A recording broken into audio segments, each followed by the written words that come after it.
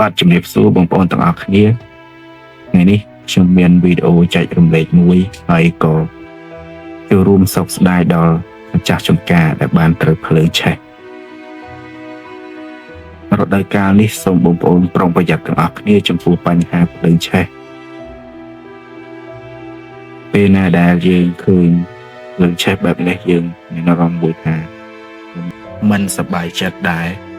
ពីព្រោះយើងខំថែអស់រយៈពេលច្រើនខែជំនាញទាំងបរិកាត់ចំណាយទាំងពេលវេលាក្រោយមកសាយបងដូចនេះដូច្នេះបងប្អូនទាំងអស់គ្នាត្រូវប្រុងប្រយ័ត្នដើម្បីកាត់បន្ថយហានិភ័យនៃការឆេះចម្ការរបស់បងប្អូនទាំងអស់គ្នាយើងមាន3វិធីសាស្ត្រសម្រាប់អនុវត្តចំពោះបងប្អូនដែលធ្លាប់ធ្វើចម្ការយូរឆ្នាំ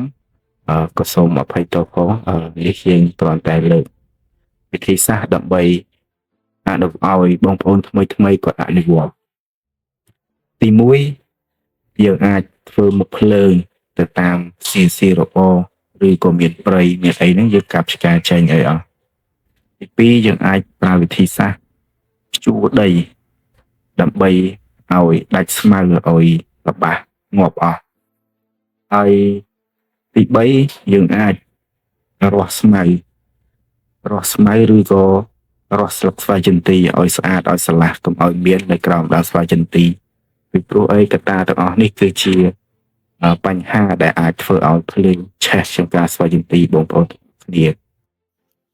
ហើយខ្ញុំក៏សូមអភ័យទោសផងព្រោះខ្ញុំឃើញវីដេអូនេះភ្លាមខ្ញុំធ្វើវីដេអូភ្លាមដោយសារតែខ្ញុំអត់បាន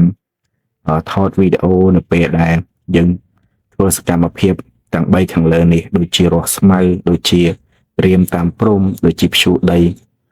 ហើយខ្ញុំនឹងដាក់រូបភាពនៅខាងក្រោយវីដេអូនេះគឺជារូបភាពដែលចម្ការរបស់ខ្ញុំតែធ្វើជាប្រចាំជាទូទៅយើងសម្អាតជើងក្រោមបែបនេះ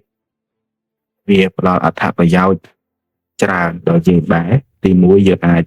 ការពារភ្លើងឆេះទី2យើងងាយស្រួលក្នុងការប្រមូលស្វាយចន្ទីពេលដែលវាទុំជ្រុះ